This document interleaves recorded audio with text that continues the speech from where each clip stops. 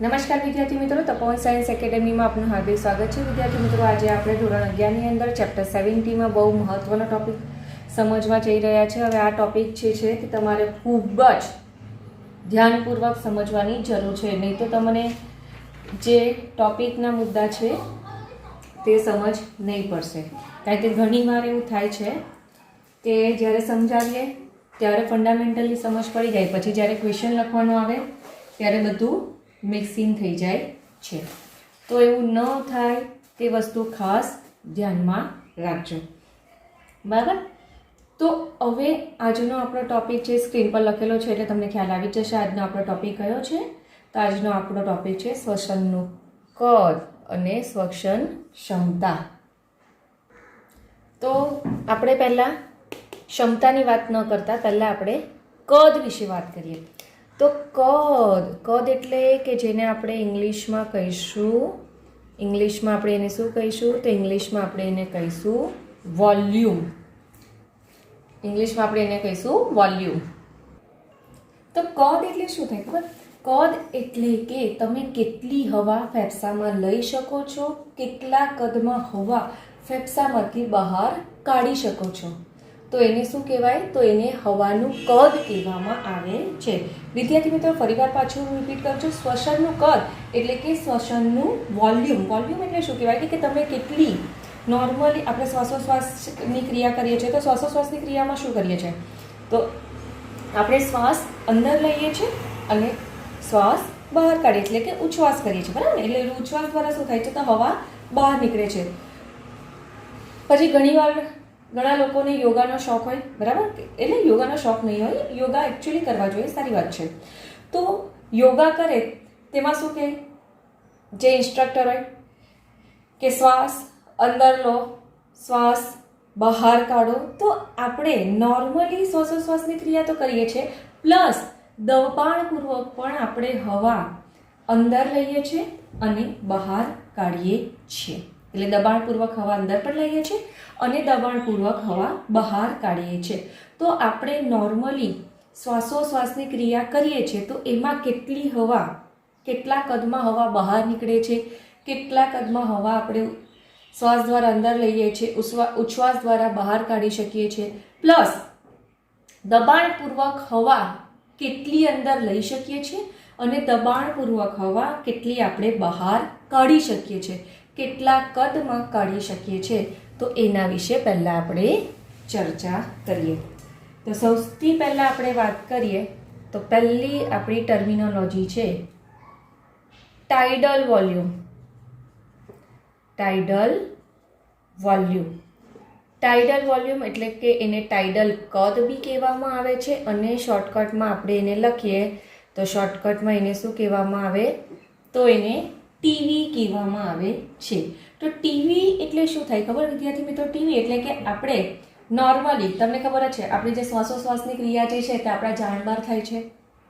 એમ જોવા જાય છે તો તમે કાઉન્ટ નથી કરાવ્યા કે હા એ મેં 1 મિનિટમાં 12 વાર શ્વાસોશ્વાસની ક્રિયા કરી, શ્વસન કર્યું, એવું આપણે કાઉન્ટ કરતા નથી. હા, કોઈક વાર આપણને એવું થઈ જાય કે ભાઈ કાઉન્ટ કરીએ, પણ જનરલી એવું કરતા નથી. તો આપણે સામાન્ય રીતે શ્વાસોશ્વાસની ક્રિયા કરીએ છીએ, એટલે કે સામાન્ય શ્વસનની ક્રિયા કરીએ છીએ, તો એ ક્રિયા દરમિયાન આપણે નોર્મલી 500 ml જેટલી હવા શ્વાસ દ્વારા અંદર લઈએ છીએ અને 500 ml જેટલી હવા ઉચ્છ્વાસ દ્વારા બહાર કાઢીએ છીએ.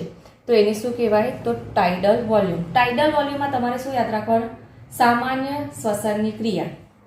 તો સામાન્ય શ્વસનની ક્રિયા શું યાદ રાખવાનું? તો શોર્ટકટમાં એવી રીતે યાદ રાખવાનું કે સામાન્ય શ્વસન ક્રિયા. તો આપણે જે નોર્મલી શ્વાસોશ્વાસની ક્રિયા કરીએ તેમાં શ્વાસ દરમિયાન 500 ml હવા અંદર લઈએ છીએ અને ઉચ્છ્વાસ દ્વારા 500 ml જેટલી હવાનું કદ બહાર કાઢીએ છીએ. તો થઈ ગયું. હવે જનરલી આપણે શું કીધેલું કે જનરલી આપણે 1 મિનિટમાં 12 થી લઈને એવરેજ 16 વખત શ્વાસોશ્વાસની ક્રિયા કરીએ છીએ. તો 1 મિનિટમાં કેટલી વાર થાય? તો 12 થી લઈને 16 વખત થાય છે. તો આપણે એકવાર શ્વાસોશ્વાસની ક્રિયા કરીએ તો કેટલા ml હવા અંદર બહાર કરીએ તો 500 ml કરીએ છીએ ને. તો એવી રીતે સપોઝ 12 વખત આપણી થાય છે 1 મિનિટમાં, તો કેટલું હવાનું કદ હશે? તો 12 ગુણ્યા 500 એટલે કે 6000 ml જેટલી હવા આપણે 1 મિનિટમાં અંદર લઈએ છીએ શ્વાસની ક્રિયા દ્વારા, અને 1 મિનિટમાં ઉચ્છ્વાસની ક્રિયા દ્વારા આપણે બહાર કાઢીએ છીએ. હવે જનરલી આપણે ધારો કે 1 મિનિટમાં 16 વખત કરી શ્વાસોશ્વાસની ક્રિયા, તો પછી હવાનું કદ કેટલું થયું? તો અહીંયા 16 ગુણ્યા 500 એટલે કે 8000 ml થાય છે. તો ધારો કે આપણે 16 વખત શ્વાસોશ્વાસની ક્રિયા કરીએ છીએ 1 મિનિટમાં, તો 1 મિનિટમાં આપણે 8000 જેટલી હવા શ્વાસ દ્વારા અંદર લઈએ છીએ અને 8000 ml જેટલી હવા ઉચ્છ્વાસ દ્વારા બહાર કાઢીએ છીએ. તો 1 મિનિટ છે તો સ્વસ્થ વ્યક્તિ દર મિનિટે એપ્રોક્સિમેટલી 6000 ml થી લઈને 8000 ml વાયુનું શ્વાસ અને ઉચ્છ્વાસ કરે છે. કેટલું? તો 1 મિનિટમાં 6000 ml થી લઈને 8000 ml જેટલી હવાના કદનું વાયુનું શ્વાસ અને ઉચ્છ્વાસ કરે છે. હવે આપણે આગળ વાત કરીએ.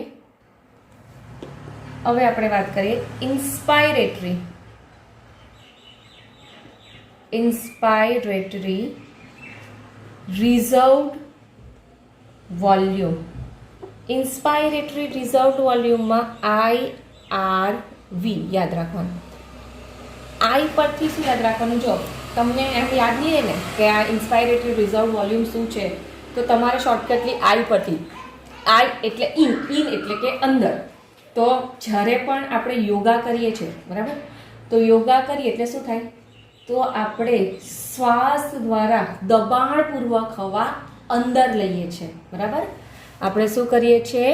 તો શ્વાસ દ્વારા હવા દબાણપૂર્વક અંદર લઈએ છીએ. તો આપણે દબાણપૂર્વક હવા કેટલી લઈ શકીએ તેનું કદ જોઈએ તો 2500 થી લઈને આપણે 3000 ml જેટલી હવા દબાણ પૂર્વક શ્વાસમાં અંદર લઈ શકીએ છીએ. તો એને શું કહેવાય? તો એને ઇન્સ્પાયરેટરી રિઝર્વ્ડ વોલ્યુમ કહેવામાં આવે છે. હવે વાત કરીએ એક્સપાયરેટરી રિઝર્વ્ડ વોલ્યુમ.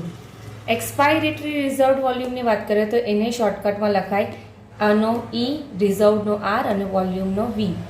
તો અહીંયા તમારે શોર્ટકટલી કેવી રીતે રાખવાનું? E એટલે એક્ઝિટ. એક્ઝિટ એટલે કે આપણે જ્યારે યોગા કરીએ તો જેવી રીતે દબાણપૂર્વક હવા અંદર લેવા કહીએ ને તે રીતે એમ કહીએ ને કે દબાણપૂર્વક હવા બહાર કાઢો. તો દબાણપૂર્વક ઉચ્છ્વાસ દ્વારા હવા બહાર કાઢે તો એને એક્સપાયરેટરી રિઝર્વ્ડ વોલ્યુમ કહેવામાં આવે છે. તો આપણે દબાણપૂર્વક કેટલી હવા બહાર કાઢી શકીએ? તો વધારે 1000 થી લઈને 1100 ml જેટલી હવા આપણે દબાણપૂર્વક ઉચ્છ્વાસ દ્વારા બહાર કાઢી શકીએ છીએ. હવે આપણે વાત કરીએ ચોથા વોલ્યુમનું, જેને કહેવાય છે રેસિડ્યુઅલ વોલ્યુમ. રેસિડ્યુઅલ વોલ્યુમ એટલે એને RV. RV એટલે શું કહેવાય ખબર? એવું નથી હોતું કે ભાઈ આપણે દબાણપૂર્વક હવા અંદર લઈએ, દબાણપૂર્વક હવા બહાર કાઢીએ તો ફેફસું ખાલી થઈ જાય, એવું કોઈ દિવસ થતું નથી. હવાનો કેટલોક જથ્થો આપણે ગમે તેટલું દબાણપૂર્વક બી ઉચ્છ્વાસ દ્વારા બહાર હવા કાઢીએ તો પણ હવાનો કેટલોક જથ્થો જે છે તે ફેફસામાં રહે છે. તો એ કેટલું રહે? એપ્રોક્સિમેટલી 1100 થી લઈને 1200 ml જેટલી હવા ફેફસામાં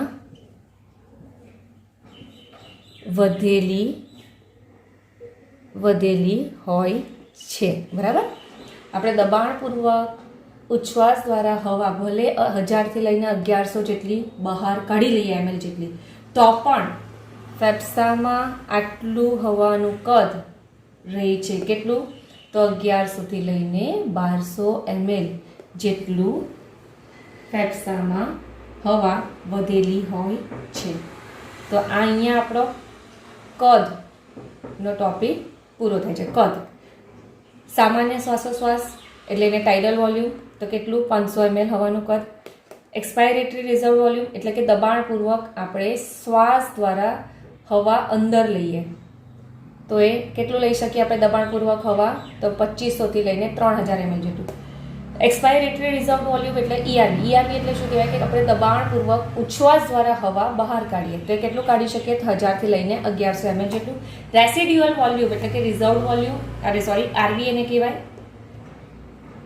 તો કેટલું ફેફસામાં હવા રહે છે દબાણપૂર્વક આપણે ઉચ્છ્વાસ કરીએ તો પણ 1100થી લઈને 1200 ml જેટલું જોવા મળે છે.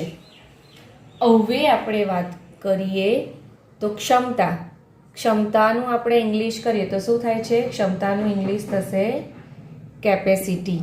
કેપેસિટી એટલે કે ફેફસાની કેટલી કેપેસિટી છે, આપણે દબાણપૂર્વક હવા લઈએ છીએ, દબાણપૂર્વક હવા બહાર કાઢીએ છીએ, તો ફેફસાની બી એટલી કેપેસિટી છે કે નહીં એ તો જોવાનું હોય ને. તો એવી રીતે આપણે આ જે કદ લઈએ છીએ, તો એ કદના આધારે આપણે ફેફસાની કેપેસિટી શોધી શકાય છે. બરાબર? શેની કેપેસિટી શોધી શકાય છે? તો ફેફસાની કેટલી કેપેસિટી છે તે શોધી શકાય. કદ એટલે શું કહેવાય? ફક્ત આટલી હવા અંદર બહાર થાય છે, પણ ફેફસાની કેટલી કેપેસિટી છે? 2500થી 3000, બરાબર, પ્લસ 500, તો એનો સરવાળો કરીએ તો એને શું કહેવાય? તો એની ક્ષમતા કહેવામાં આવે છે કે ભાઈ આટલી હવા મેક્સિમમ એના ફેફસામાંથી એ બહાર કાઢી શકે, તો એને શું કહેવાય? તો એની ક્ષમતા કહેવામાં આવે છે. આપણે આ ઇન્ડિવિજ્યુઅલ ટર્મિનોલોજી સમજી. ક્ષમતા એટલે શું કહેવાય? ફેફસાની કેપેસિટી. હવે આપણે ક્ષમતા જોઈએ તો તમને એવું થશે કે ટીચરે આ કેમ ઉપર લખ્યું? કેમ કે ક્ષમતામાં આ જે આંકડા છે, હવાનું કદ છે, તેને ધ્યાનમાં લેવાનું છે, એટલે અહીંયા મેં પહેલેથી લખી દીધું છે. હવે ક્ષમતાની વાત કરીએ તો સૌથી પહેલા આપણે વાત કરીએ ઇન્સ્પાયરેટરી કેપેસિટી. શું કહેવાય? તો ઇન્સ્પાયરેટરી કેપેસિટી. ઇન્સ્પાયરેટરી કેપેસિટી એટલે કે ઇન્સ્પાયરેટરી ક્ષમતા. તો એને શોર્ટકટમાં શું લખાય? તો એને શોર્ટકટમાં લખાય IC. I એટલે ઇન્સ્પાયરેટરી અને C એટલે કેપેસિટી. બરાબર? તો ઇન્સ્પાયરેટરી કેપેસિટી એટલે શું કહેવાય? કે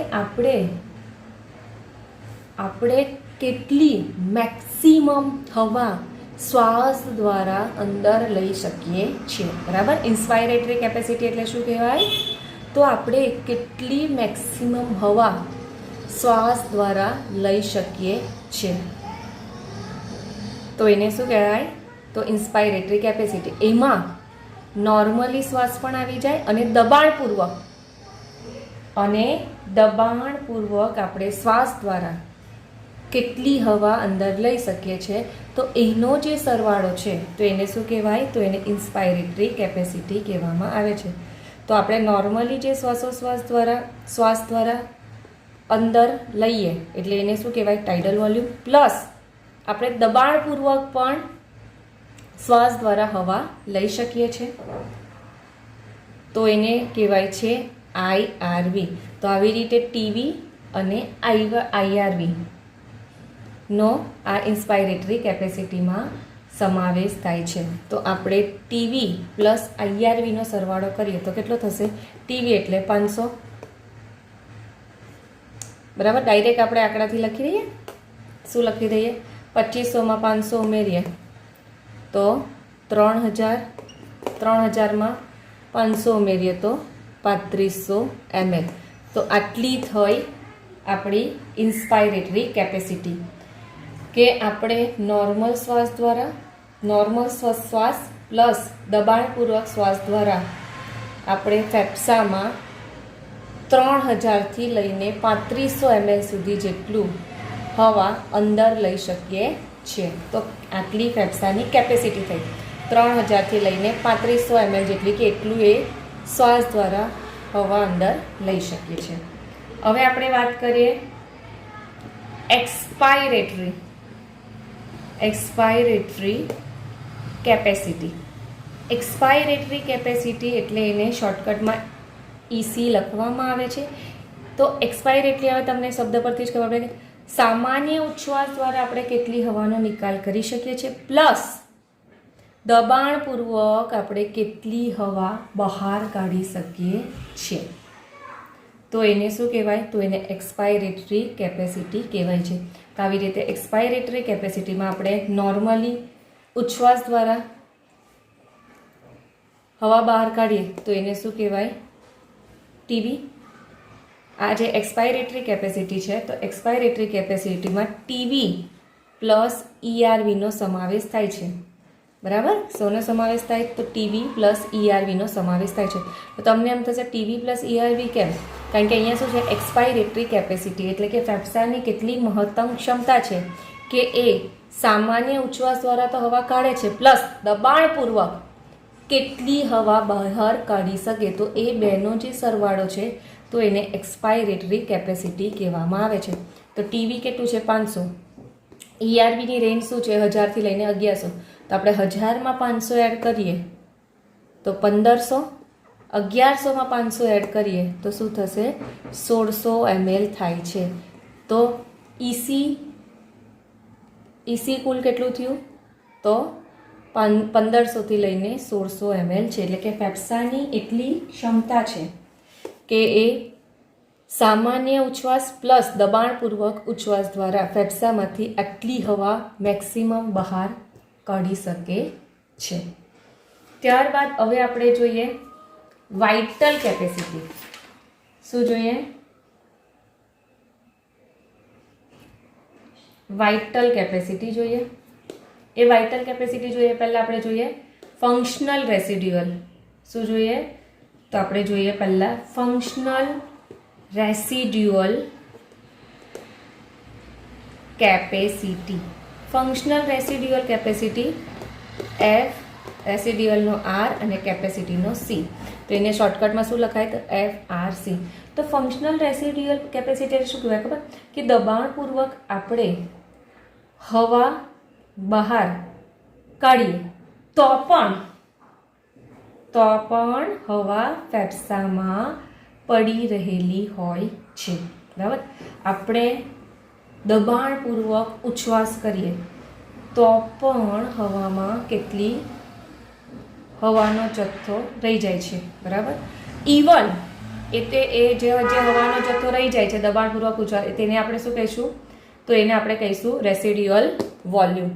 પરંતુ દર વખતે થોડી આપણે દબાણપૂર્વક ઉચ્છ્વાસ દ્વારા બહાર કાઢીએ છીએ. બરાબર ને? એવું થોડી છે કે ચલો તમે હમણાં બેઠા અને દબાણપૂર્વક ઉચ્છ્વાસ કરવા લાગ્યા, એવું કોઈ દિવસ થતું નથી. તો આપણે દર વખતે કંઈ દબાણપૂર્વક હવા બહાર કાઢતા નથી. તો આપણે જે દબાણપૂર્વક આપણે હવા બહાર નહીં કાઢીએ તો તેટલી હવા ફેફસામાં રહી જાય છે. બરાબર? તો આપણે દબાણપૂર્વક હવા કેટલી બહાર નહીં કાઢી? તો 1000થી લઈને 1100 ml જેટલી હવા આપણે દબાણપૂર્વક ઉચ્છ્વાસ દ્વારા બહાર નહીં કાઢી. તો એટલી હવાનો જથ્થો શું થાય છે? તો એટલી હવાનો જથ્થો ફેફસામાં રહી જાય છે. પ્લસ નોર્મલી પણ હવા જે છે તે ફેફસામાં પડેલી હોય છે. તો નોર્મલી કેટલી પડેલી હોય? તો 1100થી લઈને 1200 પડેલી હોય છે. તો આવી રીતે ફંક્શનલ રેસિડ્યુઅલ કેપેસિટી છે કે જેમાં ERV અને RVનો સમાવેશ થાય છે. તો ફેફસામાં કેટલી હવા પડેલી હોય તો એને શું કહેવાય? તો એને ફંક્શનલ રેસિડ્યુઅલ કેપેસિટી કહેવાય. તો આનો 1000 ને 1100નો સરવાળો કરીએ તો શું થાય? 2100 ml થાય.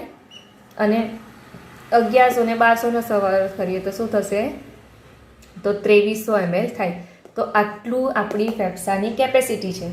2100 ml થી લઈને 2300 ml જેટલી કે એટલી હવા ફેફસામાં નોર્મલી પડેલી હોય છે. કેટલી? 2100 થી લઈને 2300 ml જેટલી ફેફસાની ક્ષમતા છે. કેટલી હવા ફેફસામાં પડેલી હોય છે. હવે આપણે જોઈએ વાઇટલ કેપેસિટી. વાઇટલ કેપેસિટી કે જેને શોર્ટકટમાં વાઇટલનો વી ને કેપેસિટીનો સી. તો વાઇટલ કેપેસિટી જેને નોર્મલી શું કહેવાય? તો એને વીસી કહેવામાં આવે છે. તો વાઇટલ કેપેસિટીમાં શું યાદ રાખવાનું?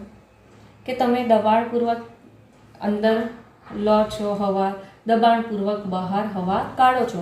પ્લસ નોર્મલી આપણે શ્વાસોશ્વાસની ક્રિયા તો કરીએ છીએ, તો એને શું કહેવાય? તો એને વાઇટલ કેપેસિટી કહેવામાં આવે છે. વાઇટલ કેપેસિટીમાં શું યાદ રાખવાનું? કે આપણે દબાણપૂર્વક હવા બહાર કાઢીએ, દબાણપૂર્વક હવા અંદર લઈએ, બરાબર. પ્લસ નોર્મલ જે છે તે શ્વાસની ક્રિયા કરીએ છીએ, તેને વાઇટલ કેપેસિટી કહેવામાં આવે છે. તો વાઇટલ કેપેસિટીમાં કોનો સમાવેશ થાય? તો વાઇટલ કેપેસિટીમાં આપણે દબાણપૂર્વક અંદર હવા લઈએ તો એને શું કહેવાય? આઈઆરવી કહેવાય. દબાણપૂર્વક હવા બહાર કાઢીએ તો એને શું કહેવાય? ઈઆરવી કહેવાય. નોર્મલી આપણે શ્વાસ લઈએ તો એને ટીવી કહેવામાં આવે છે. તો આ ત્રણનો સરવાળો એટલે એને શું કહેવાય? તો એટલે એને વાઇટલ કેપેસિટી કહેવામાં આવે છે. તો આનો આપણે સરવાળો કરીએ તો 500 પ્લસ 2500 એટલે 3000, 3000 પ્લસ 1000 એટલે કે 4000 પ્લસ પાછું 500 પ્લસ 3000 એટલે 3500, 3500 પ્લસ 1100, બરાબર. 3500 પ્લસ 1100 એટલે કેટલા થશે? તો થશે 4600 ml. તો ફેફસાની વાઇટલ કેપેસિટી કેટલી થઈ? તો 4000 થી લઈને 4600 ml જેટલી થાય છે. કે આટલી ફેફસાની કેપેસિટી છે કે દબાણપૂર્વક હવા લઈ શકે છે અંદર, દબાણપૂર્વક હવા બહાર કાઢી શકે છે, બરાબર. શું કહેવાય? દબાણપૂર્વક હવા લઈ શકે છે અને દબાણપૂર્વક હવા બહાર કાઢી શકે છે. હવે આપણે લખીએ ટોટલ લંગ કેપેસિટી, એટલે કે ટોટલ ફેફસાની કેપેસિટી કેટલી છે? કે આપણે દબાણપૂર્વક હવા લઈએ, દબાણપૂર્વક બહાર કાઢીએ, ફેફસામાં હવા રહી જાય, પ્લસ સામાન્ય શ્વાસોશ્વાસની ક્રિયા થાય. ટોટલનો ટી, લંગનો એલ અને કેપેસિટીનો સી. તો અહીંયા બધાનો સરવાળો આવે. આ ચારે ચારનો સરવાળો એટલે એને શું કહેવાય? તો ટોટલ લંગ કેપેસિટી કહેવાય. ચારે ચારનો સરવાળો એટલે TV plus IRV plus ERV plus RV. તો આની ચારે ચારનો સરવાળો કરીએ તો ઓન એન એવરેજ કેટલું આવે ખબર? 5100 થી લઈને 5800 ml જેટલું થશે. કેટલું થશે? તો 5100 થી લઈને 5800 ml જેટલું લગભગ ટોટલ લંગ કેપેસિટી થાય છે. આટલી વસ્તુ તમારે આંકડા સહિત, આ જે આંકડા છે એ તમારા બુકમાં આપેલા નથી, તે તમારે લખી દેવાના, બરાબર. હવે વિદ્યાર્થી મિત્રો તમને બહુ ઇઝીલી સમજાવી દીધેલું છે એટલે તમને સમજ તો પડી જ ગઈ હશે કે કદ અને ક્ષમતાનો એટલે શું કહેવાય, કેપેસિટી, આ આઈસી, ઈસી, એફઆરસી એટલે શું કહેવાય. હવે તમને તમારા ચોપડીમાં જે સેન્ટેન્સ આપેલું છે ને તેના દ્વારા સમજાવો. તો તમારા ચોપડીમાં આજે ઇન્સ્પાયરેટરી કેપેસિટીમાં શું આપેલું છે કે સામાન્ય ઉચ્છ્વાસ બાદ વ્યક્તિ દ્વારા દાખલ કરવામાં આવેલ હવાનું કદ, બરાબર. તો સામાન્ય ઉચ્છ્વાસ બાદ, તો ઉચ્છ્વાસ બાદ આપણે કઈ પ્રક્રિયા કરીએ છીએ? તો આપણે જનરલી ઉચ્છ્વાસ બાદ શબ્દ લખેલો છે, બરાબર. તો સામાન્ય રીતે આપણે ઉચ્છ્વાસ બાદ કઈ પ્રક્રિયા કરીએ છીએ? તો ઉચ્છ્વાસ બાદ શ્વાસની પ્રક્રિયા કરીએ છીએ. તો આપણે નોર્મલી શ્વાસની પ્રક્રિયા કરીએ છીએ, તો નોર્મલી શ્વાસની પ્રક્રિયા પણ આપણે ઉચ્છ્વાસ બાદ કરી શકીએ, પ્લસ દબાણપૂર્વક પણ શ્વાસની પ્રક્રિયા કરી શકીએ છીએ. આપણે ઉચ્છ્વાસ બાદ સામાન્ય શ્વાસની પ્રક્રિયા પણ કરી શકીએ છીએ અને દબાણપૂર્વક શ્વાસની પ્રક્રિયા પણ કરી શકે છે. તો પરિણામે આ બંનેનો સરવાળો જેને ઇન્સ્પાયરેટરી કેપેસિટી કહેવામાં આવે છે. તો સામાન્ય શ્વાસ એટલે ટીવી, દબાણપૂર્વક શ્વાસ એટલે આઈઆરવી. એવી રીતે ત્યારબાદ આ જે એક્સપાયરેટરી કેપેસિટી છે એમાં તમારા ચોપડીમાં શું છે? સામાન્ય શ્વાસ બાદ. તો આપણે શ્વાસ બાદ કઈ પ્રક્રિયા કરીએ છીએ? તો શ્વાસ બાદ આપણે ઉચ્છ્વાસની પ્રક્રિયા કરીએ છીએ. તો સામાન્ય શ્વાસ બાદ વ્યક્તિ દ્વારા નિકાલ કરવામાં આવતી હવાનું કુલ કદ, બરાબર? નિકાલ કરવાનો એટલે કે ઉચ્છ્વાસની પ્રક્રિયા છે ને, આપણે શ્વાસ બાદ કઈ પ્રક્રિયા કરીએ? તો શ્વાસ બાદ ઉચ્છ્વાસની પ્રક્રિયા કરીએ. તો સામાન્ય ઉચ્છ્વાસની પ્રક્રિયા બી કરી શકીએ અને દબાણપૂર્વક ઉચ્છ્વાસની પ્રક્રિયા પણ કરી શકીએ. પરિણામે આ બેનો સરવાળો. તો સામાન્ય ઉચ્છ્વાસ એટલે ટીવી અને દબાણપૂર્વક એટલે ઈઆરવી. તો આ બંનેનો સરવાળો એટલે એને એક્સપાયરેટરી કેપેસિટી કહેવામાં આવે છે. ત્યારબાદ તમને શું આપેલ છે? Functional residual capacity. તો આપણે શું કરીએ છીએ? તો ફંક્શનલ રેસિડ્યુઅલમાં શું આપેલું છે કે સામાન્ય ઉચ્છ્વાસ બાદ, આ સમજવાની વસ્તુ છે. ફંક્શનલ રેસિડ્યુઅલમાં શું આપેલું છે કે સામાન્ય ઉચ્છ્વાસ બાદ ફેફસામાં રહેલ હવાનું કદ, બરાબર? તો સામાન્ય, અહીંયા કયો શબ્દ છે? સામાન્ય ઉચ્છ્વાસ બાદ છે. તો સામાન્ય ઉચ્છ્વાસ બાદ ફેફસામાં રહેલું જે હવાનું કદ છે, તો એ કદને શું કહેવામાં આવે? Functional residual capacity. તો અહીંયા કયા ઉચ્છ્વાસની વાત કરેલી છે? તો સામાન્ય. તો જે દબાણપૂર્વક આપણે ઉચ્છ્વાસ દ્વારા હવા જે બહાર કાઢી શકીએ છીએ એ તો ફેફસામાં રહે જ છે ને. પ્લસ ફેફસામાં ઓલરેડી કેટલી 1100 થી 1200 ml જેટલી હવા, ભલે આપણે દબાણપૂર્વક ઉચ્છ્વાસ કરીએ તો પણ પડેલી હોય, તો એને શું કહીએ? આરવી કહીએ.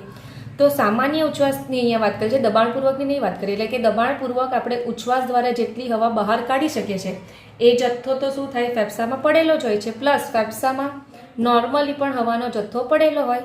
તો એવી રીતે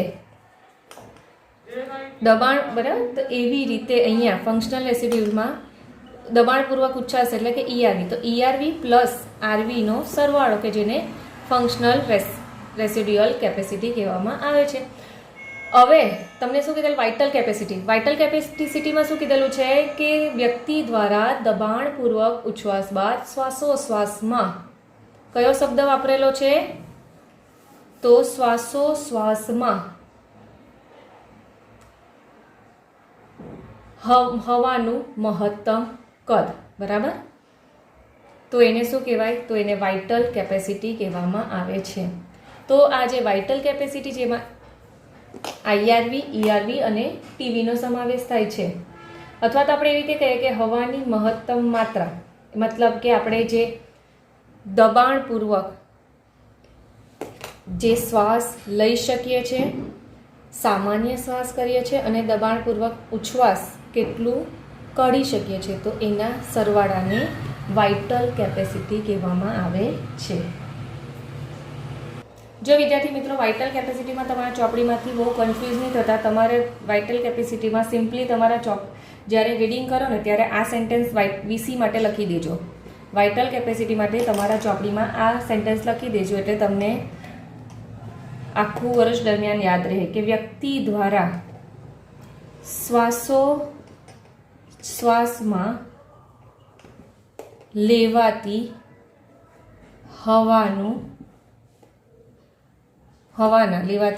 હવાના કુલ કદને વાઇટલ કેપેસિટી કહે છે. અહીંયા શું લખેલ છે? વ્યક્તિ દ્વારા શ્વાસોશ્વાસમાં લેવાતી હવાના કુલ કદને વાઇટલ કેપેસિટી કહે છે. તમારી ચોપડીમાં લખી દેજો જેથી કરીને તમને ઇઝીલી યાદ રહે. તો અહીંયા શું લખેલ છે? વ્યક્તિ દ્વારા શ્વાસોશ્વાસમાં, તો વ્યક્તિને નોર્મલી પણ શ્વસનની ક્રિયા કરે તો ટીવી દબાણપૂર્વક પણ શ્વાસ લઈ શકે અને દબાણપૂર્વક ઉચ્છ્વાસ પણ કરી શકે. એટલે અહીંયા લખેલું છે કે વ્યક્તિ દ્વારા શ્વાસોશ્વાસમાં લેવાતી હવાના કુલ કદને વાઇટલ કેપેસિટી કહેવાય છે. હવે ટોટલ લંગ કેપેસિટી એટલે શું કહેવાય? કે બધાનો સરવાળો, બધા જ કદનો સરવાળો. એટલે કે વ્યક્તિમાં મહત્તમ શ્વાસ દ્વારા, બરાબર, વ્યક્તિમાં શ્વાસ બાદ ફેફસા અને શ્વસન માર્ગમાં રહેલી જે હવાના કુલ કદને ટોટલ લંગ કેપેસિટી કહેવાય છે. હવાના શું કહેવાય? તો આવી રીતે તમારા ચોપડીમાં શું આપેલું છે ટોટલ લંગ કેપેસિટી માટે? એટલે કે ફેફસાની કુલ ક્ષમતા, એટલે કે દબાણપૂર્વકના શ્વાસ બાદ ફેફસામાં સમાવિષ્ટ હવાનું કુલ કદ. તો એ TV plus IRV plus ERV plus આરવીનો સમાવેશ થાય છે. તમને અહીંયા એવું થશે કે અહીંયા શું લખેલું છે? દબાણપૂર્વકના શ્વાસ બાદ. તો અહીંયા આઈઆરવી નહીં આવવું જોઈએ, પણ આપણે ભલે દબાણપૂર્વકનો શ્વાસ કરીએ તો પછી શું થશે? નોર્મલી શ્વાસ બી થશે, દબાણપૂર્વક શ્વાસ બી થઈ શકે, ઉચ્છ્વાસ થઈ શકે. બરાબર બરાબર. આપણે અહીંયા શું લખેલું છે? દબાણપૂર્વકના શ્વાસ બાદ શું થશે? ઉચ્છ્વાસ થશે. તો ઉચ્છ્વાસ નોર્મલી પણ હોઈ શકે, દબાણપૂર્વક પણ હોઈ શકે. બરાબર. પ્લસ હવાનો જથ્થો અંદર કેટલો ફેફસામાં રહે છે, અને ભલે આપણે દબાણપૂર્વક શ્વાસ એકવાર કર્યું પણ પછી પાછું દબાણપૂર્વક આપણે શ્વાસ પાછું પણ કરી શકીએ છીએ. તો આવી રીતે ટોટલ હવાનું જે કદ છે તેને શું કહેવાય? તો ટોટલ લંગ કેપેસિટી કહેવાય છે. તો હવે તમને બીજી વસ્તુ કે એક્ઝામમાં કઈ રીતે પૂછાઈ શકે તેના વિશે વાત કરીએ. તો એક્ઝામમાં તમને એવી રીતે બી પૂછાઈ શકે કે વીસી પ્લસ આરવી, એવી રીતે પૂછાઈ શકે. વીસી પ્લસ આરવી બરાબર ખાલી જગ્યા. તો તમે થઈ ગયા કન્ફ્યુઝ નહીં થતા. વીસી પ્લસ આરવી, તો અહીંયા જો વીસીમાં શું આવે? આઈઆરવી ઈઆરવી પ્લસ ટીવી. તો આ ત્રણનો સરવાળો 4000થી લઈને 4600 જેટલો થાય. પ્લસ અહીંયા આરવી, તો ટીવીસી પ્લસ આરવી એટલે શું થશે? ટીએલસી, ટોટલ લંગ કેપેસિટી. પણ તમને શું થાય? કન્ફ્યુઝ કરવા માટે એવી રીતે લખી દે કે વીસી જેમાં 3નો સમાવેશ થયો, બરાબર, પ્લસ આરવી એટલે શેની વાત કરી? તો ટોટલ લંગ કેપેસિટીની તમને વાત કરેલી છે. તો એવી રીતના પણ પ્રશ્ન પૂછાઈ શકે. પ્લસ તમે હવે અહીંયા જો વીસી છે, તો વીસીમાં શું છે? આઈઆરવી પ્લસ ઈઆરવી પ્લસ ટીવી. તો તમને જ્યારે વાઇટલ કેપેસિટી પૂછવી હશે તો એક્ઝામમાં એ રીતે બી પૂછાઈ શકે. બે રીતે પૂછાઈ શકે. કઈ રીતે? બે રીતે પૂછાઈ શકે. તો આઈસી જો એ રીતના બી પૂછાઈ શકે કે આઈસી પ્લસ ઈઆરવી, અથવા તો એ રીતના પૂછાય આઈસી પ્લસ આઈઆરવી ઈસી પ્લસ આઈઆરવી જણાવો. તો હવે તમને એમ થશે આ ટીચરે શું લખ્યું? તો જો આઈસીની વાત કરીએ તો આઈસીમાં કોનો સમાવેશ થાય? ટીવી પ્લસ આઈઆરવીનો સમાવેશ થાય. તો આમાં ટીવી બી છે અને આઈઆરવી છે. તો આ બેનો સરવાળો એટલે આઈસી થઈ ગયો, અને ઈઆરવી બાકી બચી રહ્યું એટલે અહીંયા ઈઆરવી લખી દીધું. તો એને વીસી કહેવાય. સેમ ઈસી પ્લસ આઈઆરવી, તો ઈસી એટલે કે ટીવી પ્લસ ઈઆરવી. તો આમાં ટીવી પ્લસ ઈઆરવીનો સરવાળો થાય, પ્લસ અહીંયા બચેલું શું છે? આ બે એટલે ઈસી. તો બચ્યું શું? આઈઆરવી એટલે અહીંયા આઈઆરવી અલગથી લખેલું છે. તો આવી રીતે તમને ક્વેશ્ચન પૂછાઈ શકે કે ડાયરેક્ટલી વીસી નહીં પૂછે, એવું પૂછે આઈસી પ્લસ ઈઆરવી નીચેનામાંથી કયું છે તે જણાવો. તો આવી રીતે તમને એક્ઝામમાં ટ્વિસ્ટ કરીને પૂછાઈ શકે. તો આ બધી વસ્તુ તમારે ધ્યાનમાં રાખવાની. તો વિદ્યાર્થી મિત્રો, હવે આપણે જોઈએ કે આ જે શ્વસન કદ અને ક્ષમતા છે તેને શોર્ટકટલી કેવી રીતે યાદ રાખવાનું. તો એની શોર્ટકટ કી છે તેરી, બરાબર, તેરી એ ફી વ. બરાબર, કેવી રીતે યાદ રાખવાનું? તેરી એ ફી વ. આ રીતના શોર્ટકટ કી યાદ રાખવાની. તો આ જે તેરી લખેલું છે ને, તો આ જે 4 તેરી લખેલું છે તે એકચ્યુઅલી શું છે? તો એ કદ છે. જ્યારે આ સાઈડ જે 4 વર્ડ લખેલા છે એફી, તો એ શું છે? તો એ ક્ષમતા. હવે આંકડાઓના આધારે યાદ રાખવાનું. જો ટી એટલે ટીવી, ઈ એટલે ઈઆરવી, બરાબર, આર એટલે આરવી અને આઈ એટલે શું કહેવાશે? તો IRV. તો હવે તમારે ચડતા ક્રમમાં યાદ રાખવાનું. ટીવી કેટલું છે? તો ટીવી છે 500 ml. ત્યારબાદ ERV કેટલું છે? તો ERV છે 1000 થી લઈને 1100 ml. ત્યારબાદ RV કેટલું છે?